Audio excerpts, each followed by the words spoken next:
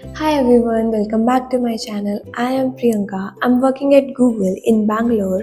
और Bangalore आने से पहले I've never thought that I will be spending that much here. So if you're also planning to take a job here in Bangalore और maybe किसी और reason से यहाँ पे आ रहे हो, तो to give you an idea कि how much can you expect your expenses here, I'm making this video of my expenses. और मैं minimum expenses भी बताऊंगी to survive here in Bangalore. So let's start with the rent. Bangalore में दो ही चीज़ें हैं जिसमें तुम कितना भी स्पेंड कर सकते हो। पहली चीज़ है रेंट, दूसरी चीज़ है ट्रैवल। और ये मेजर पोर्शन ऑफ एक्सपेंसेस होते हैं किसी के भी यहाँ पे बैंगलोर में। यहाँ पे रहने के तुम्हारे पास दो ऑप्शंस हैं, या तो तुम फ्लैट में रह लो या तो तुम पीजी में रह लो। जब मैं इंटर्न के लिए यहाँ पे आई थी तब मैं पीजी में रही थी एंड मैंने अपने ऑफिस के एकदम आसपास वाले पीजीज देखे थे and they were around 12K per month for double sharing room. और अगर तुम ट्रिपल शेयरिंग लोगे तो ऐसे कुछ 8K या 9K में मिल जाएंगे। लेकिन ये बहुत पास में लिए मैंने ऑफिस के, क्योंकि मुझे ट्रैवल नहीं करना था ज़्यादा, तो इट डिपेंड्स। और अगर तुम ऐसे शेयरिंग फ्लैट्स में रहना चाहते हो अपने फ्रेंड्स के साथ, जैसे मैं रह रही हूँ, तो उसमें तुम्हें 20K पर मंथ पर रूम पड़ जाता है। एंड ये तो इंक्रीज़ ही हो रहा है। मतलब मेरा फ्लैट फुली फर्निश्ड है and that was 20K, but मेरे बहुत सारे ऐसे दोस्त हैं जिन्होंने फ्लैट्स लिए हैं और उनका सेमी फर्निश्ड है। और let me clear that semi furnished में कुछ नहीं देते हैं। सेमी फर्निश्ड मीन्स कि तुम्हें अलमीरा मिलेगी, तुम्हें मे बी पंखे वंखे मिलेंगे एंड लाइट्स मिल सकती हैं। इससे ज़्यादा तुम्हें कुछ नहीं मिलेगा वहाँ पे। तो बेसिकली तुम्हें सारा फर्नीचर खुद से लाना पड़ेगा। और सेमी फर्निश्ड के फ्लैट के लिए इंडिपेंडेंट बिल्डिंग में 20K चार्ज कर रहे हैं वो पर room, and that is huge. But कुछ कर नहीं सकते एक डिसेंट फ्लैट के लिए। और हम ऐसे कुछ हाई फाई फ्लैट्स नहीं ले रहे हैं कि बहुत क्रेजी इंटीरियर है या फिर बहुत क्रेजी सोसाइटी में है, नहीं। नॉर्मल ऐसे बिल्डिंग है, इंडिपेंडेंट बिल्डिंग है, उसके रेंट्स इतने हो चुके हैं। और फ्लैट में एक और चीज़ है कि या तो तुम खुद ढूंढो या तो ब्रोकर के थ्रू जाओ।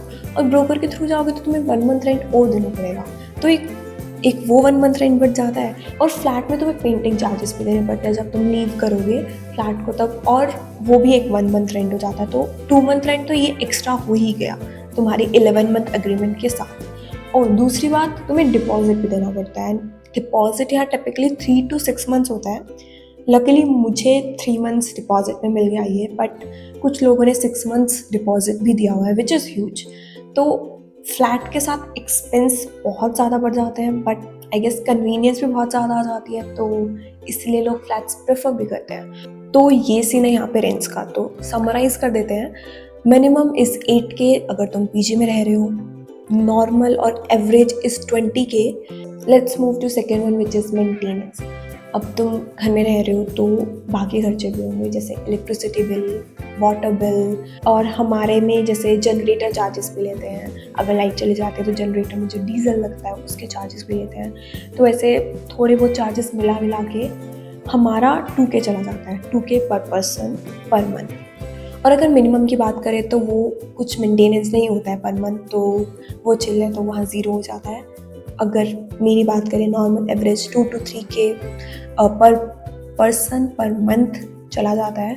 Let's move to next one which is grocery. तो मेरा ग्रोसरी में खर्चा अराउंड 1500 पर मंथ होता है।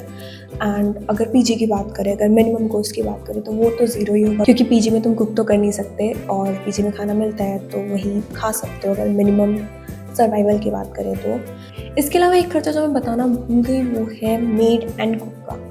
तो कुक तो हमने नहीं रखी हुई, बट मेड है तो वो 3K अराउंड जाता है हमारा, तो 1500 पर पर्सन। एंड अगर तुम कुक भी रखोगे तो कुक अराउंड ऐसे 2K पर पर्सन चला जाता है। तो मेड का खर्चा भी पीजी में तो कुछ नहीं होगा, तो मिनिमम को 0 लिख देते हैं। नेक्स्ट वन इज़ बाहर खाना खाने का खर्चा, या तो बाहर से खाना ऑर्डर करना या तो फ्रेंड्स के साथ ऐसे बाहर चले जाते हैं, वो सब।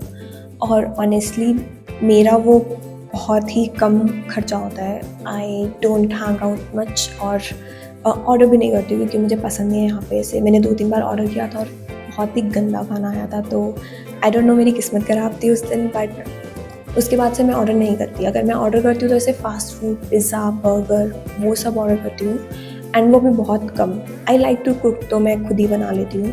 तो मेरा खर्चा तो ऐसे 2K पर मंथ जाता है मैक्स टू मैक्स। वो भी ऐसे कहीं बाहर चले गए दोस्तों के साथ तब। लेकिन ऑन एन एवरेज यहाँ पे बैंगलोर में लोग ऐसे 5K पर मंथ स्पेंड कर देते हैं ऐसे डाइन आउट में या फिर ऑर्डरिंग में, उन सब में। तो अगर एवरेज की बात करो तो 5K मान सकते हो, अगर मेरी बात करो तो वो 2K से भी कम हो जाता है कभी कभी। इसके बाद लेट्स टॉक अबाउट ट्रिप्स। अब तुम बैंगलोर में हो, कमा रहे हो, तो तुम्हारे अंदर ऐसे चुल भी तो चाहिए कि बाहर घूमने जाना है, एंड ऑब्वियसली सबका उसमें बहुत खर्चा हो जाता है। तो ट्रिप में मेरा एक्सपेंस जाता है 15 to 20K पर ट्रिप। ऐसे कोई छोटी ट्रिप होती है तो कम भी चला जाता है, बट इससे 15K एवरेज मान लेते हैं, तो 15K पर ट्रिप जाता है। एंड 3 months में एक ऐसी ट्रिप तो मैं चली जाती हूँ। तो अगर मंथली डिवाइड करना है तो 5K पर मंथ हम डिवाइड कर सकते हैं इसमें, बट वो ट्रिप पे भी डिपेंड करेगा। अगर ज़्यादा ट्रिप पे जाओगे तो ज़्यादा खर्चा होगा, कम जाओगे तो कम खर्चा होगा। एंड यहाँ अब हम ट्रैवल की बात कर ही रहे हैं तो एक और एक्सपेंस ऐड हो जाता है। अगर तुम नॉर्थ इंडिया से हो और बैंगलोर में काम कर रहे हो तो ट्रैवल का एक्सपेंस, घर जाने का एक्सपेंस, फ्लाइट्स का एक्सपेंस मेजर होता है। तो इसे मैं चंडीगढ़ की फ़्लाइट लेती हूँ क्योंकि मुझे चंडीगढ़ थोड़ा पास पड़ता है घर से।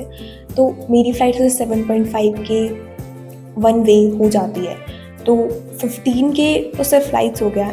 एंड यहाँ अपने घर से एयरपोर्ट जाना 1K की कैब होती है, तो to and fro 2K cab, तो 17K तो यही हो गए एक फ़्लाइट्स के, और बैंगलोर में ही ट्रैवल करना, मतलब एयरपोर्ट तक ट्रैवल करने का।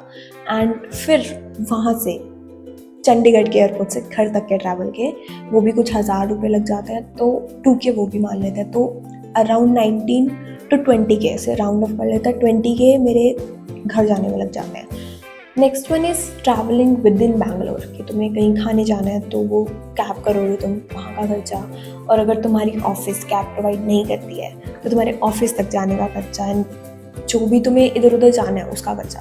तो जनरली लोग क्या करते हैं कि यहाँ पे रेंट कर लेते हैं, या तो स्कूटी या बाइक, या तो खरीद लेते हैं व्हीकल, और वो बेस्ट रहता है एक्चुअली खरीदना। क्योंकि एक तो पीक टाइम पे एक्सेप्ट नहीं होती हैं कैब्स, तुम कितने भी प्राइसेस बढ़ा लो, मतलब 1 किलोमीटर के 150 भी दे दोगे तुम, तब भी वो कभी कभी एक्सेप्ट ही नहीं करते हैं, और एक्सेप्ट कर भी लें तो हम वेट करेंगे ऐसे, मतलब ऐसे 10 मिनट हमने वेट किया और फिर कैंसिल कर देते हैं, क्योंकि उनको बेटर फेयर मिल जाता है, मे भी पता नहीं किस रीज़न से वो कैंसिल कर देते हैं।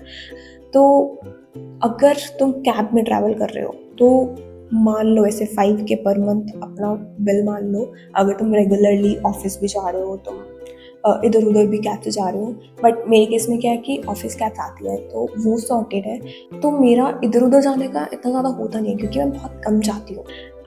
तो मेरा अगर खर्चा मानोगे तो ऐसे 500 to 1000 पर मंथ, इससे ज़्यादा तो नहीं जाता है। मैंने कैलकुलेट नहीं किया क्योंकि होता ही नहीं है, तो ऐसे 1000 एवरेज मान लेते हैं अगर तुम्हारी ऑफिस कैब्स आ रही है तो। अगर तुम्हारी ऑफिस कैब्स नहीं आ रही है तो आराम से 5K जाएगा, और उस केस में बेटर रहता है कि तुम कोई व्हीकल खरीद लो अगर तुम्हारा बजट अलाउ कर रहा है तो। और अगर तुम रेंट करोगे तो यहाँ पे एवरेज प्राइस है कि 5K या 6K में तुम्हें स्कूटी मिल जाती है। मुझे स्कूटी के रेंट का पता है, बाइक का नॉट श्योर, बट जनरली लोग स्कूटी ही रेंट करते हैं। उसके बाद आता है शॉपिंग, मतलब इतना कमा रहे हो तो कुछ खर्चा वर्चा भी तो करोगे ना।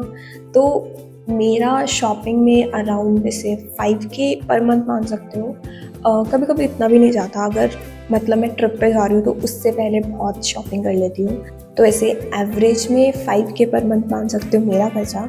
एंड यार दीज वर माई एक्सपेंसेस, और ऑनेस्टली मेरे एक्सपेंसेस बहुत कम हैं बाकी लोगों के कंपैरेटिवली, जो मेरे बाकी दोस्त हैं उनके कंपैरेटिवली। तो तुम मुझे इसे एवरेज या एवरेज से बिलो बेंचमार्क मान सकते हो। उसके बेसिस पे तुम डिसाइड कर सकते हो कि बैंगलोर में कितने expenses तुम expect कर सकते हो। And yeah, that was it for the video. If you have any doubts, you can post in comment and I will try to reply those. So see you in next video. Bye bye.